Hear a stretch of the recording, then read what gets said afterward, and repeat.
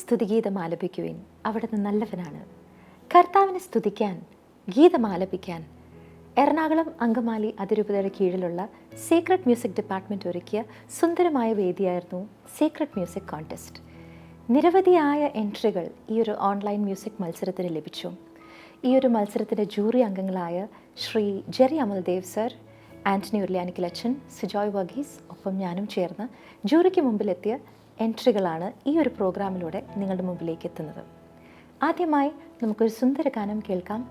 Little flower church Elamkulam അവതരിപ്പിക്കുന്ന church choir.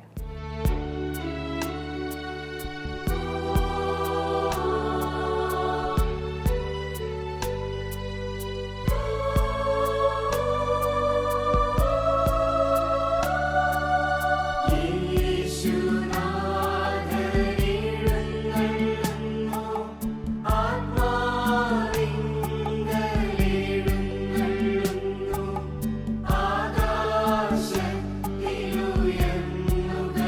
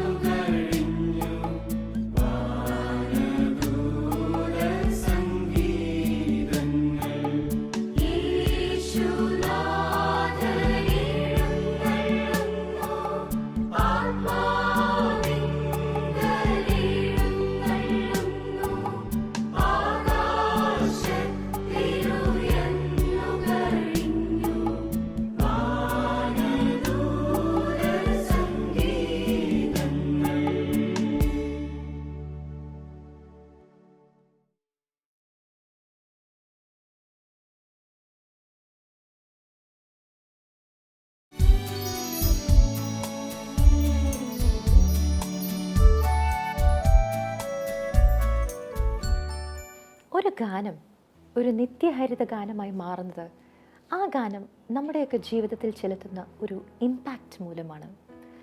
അത്തരം വളരെയധികം അനുഗ്രഹീതമായ അഭിഷേകമുള്ള ഗാനങ്ങൾ നമുക്ക് സമ്മാനിച്ച ആൻ്റണി ഉരുളിയാനിക്കൽ അച്ഛൻ്റെ വാക്കുകൾ നമുക്ക് കേൾക്കാം. തിരുക്കർമ്മ സംഗീതത്തിൻ്റെ ലക്ഷ്യം എന്താണെന്ന് രണ്ടാം വത്തിക്കാൻ കൗൺസിൽ നമ്മെ പഠിപ്പിക്കുന്നുണ്ട്. ദേവാലയ സംഗീതത്തെ വിലമതിക്കാനാവാത്ത അമൂല്യമായൊരു നിധിയായിട്ടാണ് കൗൺസിൽ കണക്കാക്കുന്നത്. ദേവാലയ സംഗീതത്തിന് 2 ലക്ഷ്യങ്ങളുണ്ട്. ഒന്നാമത്തെ ലക്ഷ്യം ദൈവത്തിൻ്റെ മഹത്വം, ഗ്ലോറി ഓഫ് ഗാഡ്. സ്വന്തം മഹത്വമല്ല, ഒരു ഗ്രൂപ്പിൻ്റെയോ മഹത്വമല്ല, മറിച്ച് ദൈവത്തിന് മഹത്വം ഉണ്ടാകണം. സ്വന്തം മഹത്വത്തിനും പേരിനും പ്രശസ്തിക്കും വേണ്ടി ഒരു ഗായകനോ ഗായക സംഘമോ പാടുമ്പോൾ അവിടെ ദൈവത്തിൻ്റെ മഹത്വം നിഷേധിക്കപ്പെടും. നമ്മൾ എപ്പോഴും പാടുന്ന പാട്ടില്ലേ, തിരുനാമ കീർത്തനം പാടുവാനല്ലെങ്കിൽ നാവനിക്കെന്തിനു നാഥ, അപദാനമെപ്പോഴും ആലപിച്ചില്ലെങ്കിൽ അധരങ്ങളെന്തിനു നാഥ, ഈ ജീവിതമെന്തിനു നാഥ. എൻ്റെ ശബ്ദവും എൻ്റെ സംഗീതവും നിൻ്റെ അപദാനങ്ങൾ കീർത്തിക്കാനും നിനക്ക് മഹത്വം നൽകാനും അല്ലെങ്കിൽ പിന്നെ എന്തിനാണ്? ഇതാണ് ആദ്യത്തെ ലക്ഷ്യം, ദൈവത്തിൻ്റെ മഹത്വമാണ്. ഞാൻ എവിടെ പാടിയാലും എൻ്റെ ദൈവത്തിന് മഹത്വം ഉണ്ടാവണം, എനിക്കല്ല. രണ്ടാമത്തെ ലക്ഷ്യം വിശ്വാസികളുടെ വിശുദ്ധീകരണമാണ്, സാങ്ക്ടിഫിക്കേഷൻ ഓഫ് ദ ഫെയ്ത്ത്ഫുൾ. പള്ളിയിൽ വരുന്നവരെ ആനന്ദിപ്പിക്കാനോ അവരെ പുതിയ പാട്ടുകൾ കേൾപ്പിക്കാനോ അവരുടെ പ്രശംസ നേടാനോ അല്ല നമ്മൾ പാടേണ്ടത്. മറിച്ച് വിശുദ്ധ കുർബാനയിൽ പങ്കെടുക്കുന്നവരുടെ ചിന്തകൾ സ്വർഗത്തിലേക്ക് ഉയർത്താൻ, അവരെ വിശുദ്ധീകരിക്കാൻ, അവരുടെ ജീവിതത്തിൽ മാറ്റങ്ങൾ സംഭവിക്കാൻ നമ്മുടെ പാട്ടുകൾ സഹായിക്കണം. വിശുദ്ധ അഗസ്റ്റിൻ്റെ സാക്ഷ്യം ഞാൻ മുമ്പ് സൂചിപ്പിച്ചിരുന്നല്ലോ. അതുകൊണ്ട് തിരുക്കർമ്മ സംഗീതത്തിന് സ്വതസിദ്ധമായ പാവനതയും ആകാരഭംഗിയും ശാലീനതയും ഉണ്ടായിരിക്കണം. രണ്ടാം വത്തിക്കാൻ കൗൺസിലിൻ്റെ ആരാധനക്രമം എന്ന പ്രമാണരേഖയിൽ 6-ാം അധ്യായം തിരുക്കർമ്മങ്ങൾക്ക് വേണ്ടി മാറ്റിവെച്ചിരിക്കുകയാണ്. എഫേസോസ് 5:19, കൊളോസോസ് 3:16 എന്നീ തിരുവചന ഭാഗങ്ങൾ അനുസ്മരിച്ചുകൊണ്ടാണ് തിരുക്കർമ്മ ഗീതങ്ങൾ എന്ന അധ്യായം ആരംഭിക്കുന്നത്. നമുക്ക് ആ 2 തിരുവചനങ്ങളും ഒന്ന് ശ്രവിക്കാം. എഫേസോസ് 5:19, സങ്കീർത്തനങ്ങളാലും ഗാനങ്ങളാലും ആത്മീയ ഗീതങ്ങളാലും പരസ്പരം സംഭാഷണം ചെയ്യുവിൻ, ഗാനാലാപങ്ങളാൽ പൂർണ്ണ ഹൃദയത്തോടെ കർത്താവിനെ പ്രവർത്തിക്കുവിൻ. കൊളോസോസ് 3:16, പരസ്പരം പഠിപ്പിക്കുകയും ഉപദേശിക്കുകയും ചെയ്യുമ്പോഴും കൃതജ്ഞത നിറഞ്ഞ ഹൃദയത്തോടെ ദൈവത്തിന് സങ്കീർത്തനങ്ങളും ഗാനങ്ങളും ആത്മീയ ഗീതങ്ങളും പാടുമ്പോൾ ക്രിസ്തുവിൻ്റെ വചനം നിങ്ങളിൽ സമൃദ്ധമായി വസിക്കട്ടെ. 6-ാം അധ്യായം 114-ാം ഖണ്ഡികയിൽ പറഞ്ഞിരിക്കുന്നു, തിരുക്കർമ്മ ഗീതങ്ങളെ അതീവ ജാഗ്രതയോടെ പരിപോഷിപ്പിക്കുകയും പരിരക്ഷിക്കുകയും ചെയ്യണം. അതുകൊണ്ട് നമ്മുടെ ഗാനാലാപനം പാവനതയും ശാലീനതയും ആകാരഭംഗിയുമുള്ളതാക്കി തീർക്കുവാൻ നമ്മളെല്ലാവരും പരിശ്രമിക്കേണ്ടതാണ്.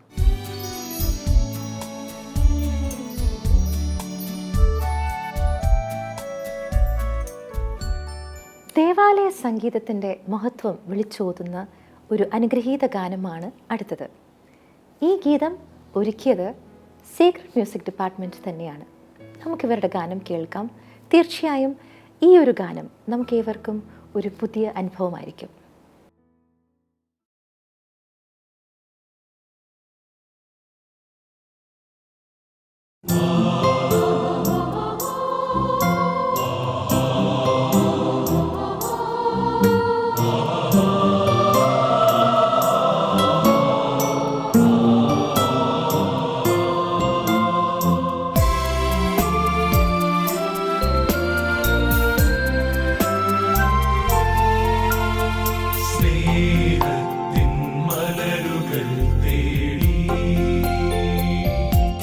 തേടി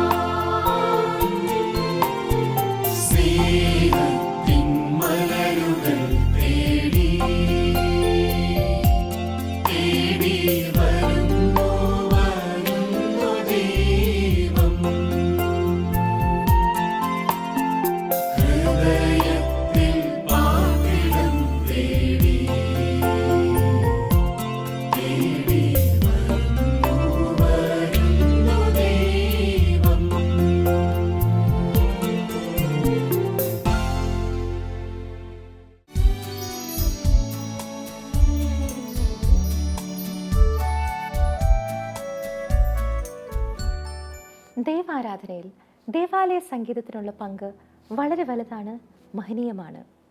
ഈ ഒരു മഹത്വത്തെപ്പറ്റി നമുക്ക് കേൾക്കാം ബഹുമാനപ്പെട്ട ആൻ്റണി നരകുളം അച്ഛൻ്റെ വാക്കുകളിൽ നിന്ന്. ഈശോയിൽ പ്രിയപ്പെട്ടവരെ, ദേവാലയ സംഗീതത്തെപ്പറ്റി സഭയുടെ ചില പ്രബോധനങ്ങളെ പറ്റിയാണ് കഴിഞ്ഞ എപ്പിസോഡിൽ ഞാൻ സൂചിപ്പിച്ചത്. കഴിഞ്ഞ പ്രാവശ്യം ഞാൻ പറഞ്ഞു വെച്ചു, അടുത്ത എപ്പിസോഡിൽ ദേവാലയത്തിൽ ഉപയോഗിക്കാവുന്ന പ്രാദേശിക സംഗീതത്തെപ്പറ്റിയും വാദ്യോപകരണങ്ങളെ പറ്റിയും വിശദീകരിക്കാമെന്ന്. അപ്പോൾ ആ ഒരു വിഷയമാണ് ഈ എപ്പിസോഡിൽ നമ്മൾ ചർച്ചയ്ക്ക് എടുക്കുന്നത്. ഒന്നാമതായിട്ട് പ്രാദേശിക സംഗീതം. ഇപ്പോൾ നമ്മൾ ഭാരതത്തെ സംബന്ധിച്ചിടത്തോളം കർണാട്ടിക് മ്യൂസിക്കുണ്ട്, ഹിന്ദുസ്ഥാനി മ്യൂസിക്കുണ്ട്, നമ്മുടെ ഈ ഭജൻസ്, നാമജപങ്ങൾ, സഹസ്രനാമങ്ങൾ, ഇങ്ങനെ ധാരാളം കാര്യങ്ങൾ ഈ ഭാരതത്തിൽ നിലവിലുണ്ട്. ഇവയിൽ ഏതെങ്കിലും അല്ലെങ്കിൽ എല്ലാം നമ്മുടെ ദേവാലയ സംഗീതത്തിൻ്റെ ഭാഗമാക്കാൻ സാധിക്കും. സഭ പറയുന്നു ആകാം, പക്ഷേ ശ്രദ്ധിക്കണം. ആകാം. ഇവിടുത്തെ ഇൻസ്ട്രുമെൻറ്റ്സ് ഉണ്ട്, ധാരാളം വാദ്യോപകരണങ്ങൾ ഓരോ രാജ്യത്തുമുണ്ട്, ഓരോ സംസ്കാരത്തിലുമുണ്ട്. അതൊക്കെ അവരവരുടെ രാജ്യത്ത് അവിടെ ദേവാലയ സംഗീതത്തിൻ്റെ ഭാഗമാക്കാൻ അനുവാദമുണ്ടോ? തീർച്ചയായിട്ടുമുണ്ട്. പക്ഷേ ഒരൊറ്റ നിബന്ധന മാത്രമേ സഭ ഇക്കാര്യത്തിൽ വയ്ക്കുന്നുള്ളൂ. ദേവാലയത്തിൻ്റെ പരിശുദ്ധിക്കും ദൈവത്തിലേക്ക് സത്ചിന്തകൾ ഉയർത്തുന്നതിനും അങ്ങനെ ദൈവമായിട്ട് ഐക്യപ്പെടുന്നതിനും സഹായിക്കുന്നവയാണോ എങ്കിൽ സ്വീകരിക്കാം. അതെങ്ങനെ നിശ്ചയിക്കും? അവിടെയാണ് പ്രാദേശിക ആരാധനകർമ്മ സംഗീതത്തിന് വേണ്ടിയുള്ള മെത്രാന്മാർ നിയോഗിക്കുന്ന കമ്മിറ്റികളും കമ്മീഷനുകളും പരിശോധിച്ച് ഉചിതമായവ കണ്ടെടുക്കുകയും അവ നിർദ്ദേശിക്കുകയും ചെയ്യണം. അപ്പോൾ അതുകൊണ്ട് പ്രാദേശിക സംഗീതത്തിനും വാദ്യോപകരണങ്ങൾക്കും സഭയിൽ സ്ഥാനമുണ്ടോ? തീർച്ചയായിട്ടുമുണ്ട്. ഞാൻ ഓർക്കുന്നൊരു സംഭവമുണ്ട്. റോമിൽ വെച്ച് 1996 സീറോ മലബാർ മെത്രാന്മാരുടെ സിനഡ് ഉണ്ടായി. അതിന് ആമുഖമായിട്ട് ഒരു റാസ കുർബാന ചൊല്ലി കർദിനാൾ ആൻ്റണി പടിയറയായിരുന്നു അതിൻ്റെ പ്രധാനപ്പെട്ട കാർമ്മികൻ. കുർബാന വെച്ചിരുന്നത് 9 മണിക്കാണ്. അപ്പോൾ ഞാൻ അതിന് സഹായിക്കാൻ പോയിരുന്നൊരു വ്യക്തിയായിരുന്നുകൊണ്ട് ഞാൻ നേരത്തെ വത്തിക്കാൻ ബസിലിക്കയിൽ ദേവാലയത്തിൽ ഹാജരായി. അപ്പോൾ ഒരു 7:30-8 മണിയായപ്പോൾ സെക്യൂരിറ്റി വന്ന് പറഞ്ഞു, അച്ഛാ ഒരു പ്രശ്നമുണ്ട്, ഒന്ന് ദേവാലയത്തിൻ്റെ വാതിൽക്ക് വരെ ഒന്ന് വരണം. ഞാൻ ചെന്നപ്പോഴെന്താ അവിടെ സംഭവിച്ചത്? നമ്മുടെ വൈദികരും സന്യസ്തരും അൽമായരും കൂടി അന്ന് പാട്ട് പാടാനുള്ള കൊയർ വന്നിരിക്കുകയാണ്. അവർ ധാരാളം ഇൻസ്ട്രുമെൻറ്റ്സ് കൊണ്ടുവന്നിട്ടുണ്ടായിരുന്നു. എന്നിട്ട് സെലക്ട് ചെയ്തിട്ട് സെക്യൂരിറ്റി പറഞ്ഞു, ഈ 1-2 ഇൻസ്ട്രുമെൻറ്റ്സ് ദേവാലയത്തിൽ പ്രവേശിപ്പിക്കാൻ പാടില്ല. അത് ഞങ്ങൾക്ക് കർശന നിബന്ധനയുള്ളതാണ്. മാർപ്പാപ്പയുടെ ഈ പള്ളിയിൽ ഏത് ഇൻസ്ട്രുമെൻറ്റ്സ് ഉപയോഗിക്കാൻ പാടില്ല, ദേവാലയ സംഗീതത്തിൽ ഉപയോഗിക്കുന്ന ഇൻസ്ട്രുമെൻറ്റ്സ് മാത്രമേ ഉപയോഗിക്കാൻ പാടുള്ളൂ. അപ്പോൾ അത്രയും കൃത്യത ഇത് സംബന്ധിച്ച് സഭയ്ക്ക് ഉണ്ടെന്ന് സൂചിപ്പിക്കാൻ വേണ്ടി ഞാൻ സൂചിപ്പിച്ചത്. അപ്പോൾ ഏതെല്ലാം ഉപകരണങ്ങളാണ് ദേവാലയ സംഗീതത്തിൽ ഉപയോഗിക്കാവുന്നത്? ഇത് സംബന്ധിച്ചും സഭ ഒരു നിർവചനവും ഒരു ലിസ്റ്റ് നമുക്ക് നൽകിയിട്ടില്ല. ഇവിടെയും സഭ പൊതുവായിട്ട് പറയുന്ന ഒരൊറ്റ കാര്യമേ ഉള്ളൂ. ദേവാലയത്തിൻ്റെ പരിശുദ്ധിക്കും പ്രാർത്ഥനയ്ക്ക് സഹായിക്കുന്നതും മനസ്സുകളെ ദൈവത്തിലേക്ക് ഉയർത്താൻ സാധിക്കുന്നതും അതിലൂടെ വിശുദ്ധീകരണവും നിത്യരക്ഷയും പ്രാപിക്കാൻ സാധിക്കുന്ന ഏത് ഉപകരണമുണ്ടോ അതെല്ലാം സ്വീകരിക്കാനായിട്ട് സാധിക്കും. അപ്പോൾ ഇതാരം നിശ്ചയിക്കുക? സ്വാഭാവികമായിട്ടും സ്ഥലത്തെ അധികാരികൾ, മേലധികാരികൾ, മെത്രാന്മാർ, അവർ നിർദ്ദേശിക്കുന്ന കമ്മീഷൻ അല്ലെങ്കിൽ കമ്മിറ്റികളാണ് അക്കാര്യം കണ്ടുപിടിച്ച് തരേണ്ടത്. എങ്കിലും പൊതുവായിട്ട് ചില കാര്യങ്ങൾ പറയാനായിട്ട് സാധിക്കും.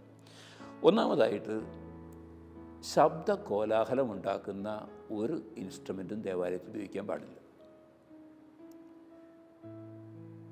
അമിതമായ ശബ്ദമുണ്ടാക്കുന്ന, ഉദാഹരണത്തിന് ഡ്രം സെറ്റ് ദേവാലയത്തിൽ അനുവദിക്കില്ല. ഇലക്ട്രോണിക്കലായിട്ട് പ്രവർത്തിക്കുന്ന വലിയ ശബ്ദം പുറപ്പെടുവിക്കുന്ന ഇൻസ്ട്രുമെൻറ്റ്സ് എന്തായാലും ഉപയോഗിക്കേണ്ട അനുവാദമില്ല.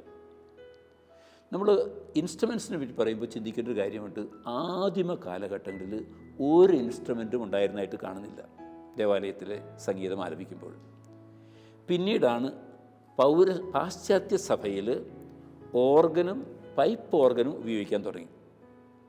നമ്മൾ ഭാരതത്തിലേക്ക് വന്നാൽ ഒരു 10-40 വർഷങ്ങൾക്ക് മുമ്പൊക്കെ ആണെങ്കിൽ ഹാർമോണിയം ഉണ്ടായിരുന്നു, ഡക്കൻ തബല ഉണ്ടായിരുന്നു, പിന്നീട് വയലിൻ കയറി വന്നു. ഈ ഇൻസ്ട്രുമെൻസിൻ്റെ എല്ലാം ഒരു സവിശേഷത ശ്രദ്ധിക്കണം. ഒരു സ്വരം മാത്രമേ ഇവയ്ക്ക് പുറപ്പെടുവിക്കാൻ സാധിക്കൂ. വയലിൻ്റെ സ്വരം കൂട്ടാനും കുറയ്ക്കാനും സാധിക്കില്ല. അതിനകത്ത് ചെണ്ടമേളവും പാട്ടും ഇതിലേക്ക് കൊണ്ടുവരാൻ സാധിക്കില്ല. ഒറ്റ സ്വരം മാത്രം. ഓർഗനും അതുപോലെ തന്നെ, പിയാനോയ്ക്കും അതുപോലെ തന്നെ, ഹാർമോണിയത്തിനും അതുപോലെ തന്നെ. അപ്പോൾ ആദ്യത്തെ ഒരു കാൽവെപ്പ് എന്ന് പറയുന്നത് ഒരു സ്വരം മാത്രം പുറപ്പെടുവിക്കുന്ന ഇൻസ്ട്രുമെൻറ്റ്സ് ഉപയോഗിക്കുക. ഇതെല്ലാം താറുമാറായത് അല്ലെങ്കിൽ താളം തെറ്റിയത് എപ്പോഴാണെന്ന് ചോദിച്ചാൽ ഞാൻ പറയും അത് കീബോർഡ് രംഗത്തേക്ക് വന്നപ്പോഴാണ്. കീബോർഡിൻ്റെ പ്രത്യേകത, ദേവാലയ സംഗീതത്തിലുള്ള സംവിധാനം അതിനകത്തുണ്ട്, തിരുവാതിരയ്ക്കുള്ള സംവിധാനങ്ങളുണ്ട്, ജാസ് മ്യൂസിക്കിനുള്ള സംവിധാനമുണ്ട്. നമ്മുടെ ദേവാലയത്തിലേക്ക് എല്ലാ മ്യൂസിക്കിൻ്റെയും സംവിധാനങ്ങൾ ഒരുമിച്ച് അങ്ങ് കയറി വന്നു. അങ്ങനെ വന്നപ്പോൾ ഇത് സംഭവിച്ചു, ദേവാലയ സംഗീതത്തിൻ്റെ പരിശുദ്ധി പൂർണ്ണമായിട്ടും നഷ്ടപ്പെട്ടു. കീബോർഡ് ഉപയോഗിക്കുന്നതല്ല തെറ്റിരിക്കുക, കീബോർഡിൽ ദേവാലയ സംഗീതത്തിന് മാത്രമുള്ള കീ തിരഞ്ഞെടുത്ത് അത് പാട്ടിൻ്റെ കൂടെ ഉപയോഗിക്കാനായിട്ട് പഠിക്കുന്ന ആ ഒരു ശീലം ഇല്ലാതെ ഇതിനാരെയും കുറ്റം പറഞ്ഞിട്ട് കാര്യമില്ല, ആരെയും കുറ്റം പറഞ്ഞിട്ട് കാര്യമില്ല. കാരണം ഞാൻ ഒരിക്കലും അതിന് വർഷങ്ങൾക്ക് മുമ്പ് 4 രൂപതകളിലുള്ള ദേവാലയ സംഗീതത്തിന് നേതൃത്വം കൊടുക്കുന്ന കീബോർഡിസ്റ്റുകളെയും ഗായക സംഘത്തിൻ്റെ നേതാവിനെയും വിളിച്ചുകൂട്ടി ഒരു 100-140 പേരുണ്ടായിരുന്നു. അവർക്ക് ഞാനൊരു ദിവസത്തെ സെമിനാർ നടത്തി. അപ്പോൾ ഞാൻ ഈ ദേവാലയ സംഗീതത്തിൻ്റെ സവിശേഷതകളെ പറ്റി, മാർപ്പാപ്പയുടെ പ്രബോധനത്തെ പറ്റിയൊക്കെ വിശദമായിട്ടെല്ലാം പറഞ്ഞു കഴിഞ്ഞപ്പോൾ 21 വർഷമായിട്ട് ഒരു ദേവാലയത്തിൽ കീബോർഡിസ്റ്റായിട്ടുള്ള ഒരു ഗായകൻ എൻ്റെ അടുത്ത് പറഞ്ഞു, അച്ഛാ ഞാൻ 21 വർഷമായി ദേവാലയത്തിൽ പാട്ട് പാടാൻ ആരംഭിച്ചിട്ട് ഒരിക്കൽ പോലും എന്നോടോ ഞങ്ങളുടെ ഗായക സംഘത്തോടോ സഭയ്ക്ക് ദേവാലയ സംഗീതം എന്ന് പറയുന്നൊരു ജനുസുണ്ടെന്നും അതിന് ചില നിബന്ധനകളുണ്ടെന്നും സഭയ്ക്ക് പ്രബോധനങ്ങൾ നൽകിയിട്ടുണ്ടെന്നും എന്നോട് ഇതുവരെയും ആരും പറഞ്ഞിട്ടില്ല. ഞാനത് ആദ്യമായിട്ട് കേൾക്കുന്നതാണ്. അപ്പോൾ അതുകൊണ്ട് നമ്മുടെ ഗായക സംഘങ്ങളെയോ നമ്മുടെ ഈ വാദ്യോപകരണങ്ങൾ ഉപയോഗിക്കുന്നവരെ ഒരു കാരണവശാലും കുറ്റപ്പെടുത്താൻ നമുക്കൊരു വകുപ്പുമില്ല. കാരണം നമ്മൾ സഭാധികാരികൾ, വൈദികർ, മെത്രാന്മാർ, അല്ലെങ്കിൽ ഇതുമായിട്ട് ബന്ധപ്പെട്ടവർ, ലിറ്റർജിയുമായിട്ട് ബന്ധപ്പെട്ടവർ ഇത് കൃത്യമായിട്ട് പഠിപ്പിക്കുന്നൊരു പാരമ്പര്യം നമുക്കില്ലാതെ പോയി. ഭാഗ്യവശാൽ അടുത്ത കാലത്ത് ഇത് സംബന്ധിച്ചുള്ള ചില പ്രവർത്തനങ്ങൾ നടക്കുന്നുണ്ട്. എന്നെ വളരെ അലോസരപ്പെടുന്നൊരു കാര്യമുണ്ട് ദേവാലയ സംഗീതത്തിൽ, ഈ എക്കോ ഇട്ടുകൊണ്ട് മ്യൂസിക് സിസ്റ്റം. അപ്പോൾ അച്ഛൻ്റെ വാക്ക് പറയുമ്പോൾ അതിങ്ങനെ ആവർത്തിച്ചു കൊണ്ടിരിക്കുക, കർത്താവായി ദൈവമേ ദൈവമേ ദൈവമേ ദൈവമേ. ഈ രീതിയിലൊക്കെ പുറത്ത് ഗാനമേളയ്ക്ക് മറ്റും ഉപയോഗിക്കുന്ന രീതികൾ ദേവാലയത്തിലേക്ക് കടന്നു വരാനായിട്ട് കാരണമായിട്ടുണ്ട്. അപ്പോൾ അതുകൊണ്ട് ഈ സൗണ്ട് സിസ്റ്റം ഇതിനകത്ത് വളരെ പ്രധാനപ്പെട്ടതാണ്. നിർഭാഗ്യവശാൽ ഒരു ചെറിയ ചാപ്പലിൽ ഉപയോഗിക്കുന്ന സൗണ്ട് സിസ്റ്റം വലിയ മൈതാനത്ത് ഉപയോഗിക്കുന്ന ബോക്സൊക്കെ ഉപയോഗിച്ചിട്ട് അതേ സൗണ്ടിലൊക്കെ പാടി ഒരു അടിപൊളി പരിപാടിയായിട്ട് ദേവാലയ സംഗീതം മാറ്റുന്ന സാഹചര്യങ്ങൾ കണ്ടിട്ടുണ്ട്. ഇതൊക്കെ നിയന്ത്രിക്കപ്പെടേണ്ടതും യഥാർത്ഥ ദേവാലയ സംഗീതത്തെ പറ്റിയുള്ള അറിവ്, എനിക്കൊരു കാര്യം തീർച്ചയാണ്, നമ്മുടെ ദേവാലയ സംഗീതത്തിൽ വ്യാപരിക്കുന്നവർക്ക് കൃത്യമായിട്ട് ഇവ കാര്യങ്ങൾ പഠിപ്പിക്കുകയും അവരെ പരിശീലിപ്പിക്കുകയും ചെയ്താൽ വളരെ ഭംഗിയായിട്ട് വിജയിക്കാൻ സാധിക്കും. നമുക്കറിയാമല്ലോ, കേരള സഭ എവിടെയെല്ലാം കൈവച്ചിട്ടുണ്ടോ അവിടെയൊക്കെ വിജയം കൊയ്തെടുത്തൊരു സഭയാണ്. അപ്പോൾ നമ്മൾ ഒത്തൊരുമിച്ച് ഒരു ശ്രമം ഇക്കാര്യത്തിൽ നടത്തിയാൽ നമ്മുടെ ദേവാലയ സംഗീതം സജീവമാക്കാൻ ജനങ്ങളോടൊപ്പം ഗായകരും ഒക്കെ പാടി ഇൻസ്ട്രുമെൻസൊക്കെ ഒന്ന് അത് ഉപയോഗിക്കേണ്ട രീതിയിൽ ഉപയോഗിച്ച് കൃത്യമായിട്ട് ഈ ദേവാലയ സംഗീതത്തെ ഭംഗിയാക്കാനും അത് വലിയൊരു അനുഭവമാക്കി തീർക്കാനും നമുക്ക് സാധിക്കുമെന്നുള്ളത് തീർച്ചയാണ്. അതിനുള്ള കഴിവ് നമ്മുടെ ഗായക സംഘങ്ങൾക്കുണ്ട്, അതിനുള്ള സാമർഥ്യം നമ്മുടെ വാദ്യോപകരണം ഉപയോഗിക്കുന്നവർക്കുണ്ട്. അതുകൊണ്ട് വാദ്യോപകരണം ഏതാ വേണ്ടതെന്ന് ചോദിച്ചു കഴിഞ്ഞാൽ ദേവാലയ സംഗീതത്തിന് സഹായകമായിട്ടുള്ള, പ്രാർത്ഥനയ്ക്ക് സഹായമായിട്ടുള്ള, ദേവാലയത്തിൻ്റെ വിശുദ്ധിക്ക് ചേർന്ന് പോകുന്ന ഏത് ഇൻസ്ട്രുമെൻറ്റും ഉപയോഗിക്കുക. എങ്കിലും ഞാൻ പറഞ്ഞ 1-2 ഇൻസ്ട്രുമെൻറ്റ്സ് ഒരു കാരണവശാലും സഭ അനുവദിക്കാറുമില്ല. എങ്കിലും ഇപ്പോൾ ഡ്രം, അതല്ലെങ്കിൽ ഇലക്ട്രോണിക് ഗിറ്റാറുകളൊക്കെ ഞാൻ യൂത്ത് മാസിനൊക്കെ കണ്ടിട്ടുണ്ട്. അതും കേരളത്തിലൊന്നുമല്ല, വിദേശത്തൊക്കെ ചില യൂത്തിന് വേണ്ടിയുള്ള പ്രത്യേക കുർബാനകളൊക്കെ നടക്കുമ്പോൾ വളരെ ചുരുക്കമായിട്ട് അവർക്ക് വേണ്ടി മാത്രം അങ്ങനെയുള്ള ചില ഇൻസ്ട്രുമെൻറ്റ്സ് ഒക്കെ ഉപയോഗിച്ച് കണ്ടിട്ടുണ്ട്. പക്ഷേ ഒരു ദേവാലയത്തിലും വിദേശത്താകട്ടെ സ്വദേശത്താകട്ടെ അതിന് യാതൊരു പ്രാധാന്യവും സഭ കൽപ്പിക്കുന്നില്ല. അപ്പോൾ അതുകൊണ്ട് തന്നെ ഇങ്ങനെയുള്ള വാദ്യോപകരണങ്ങളാണ് നമുക്ക് ദേവാലയ സംഗീതത്തിൽ ഉപയോഗിക്കാവുന്നത്.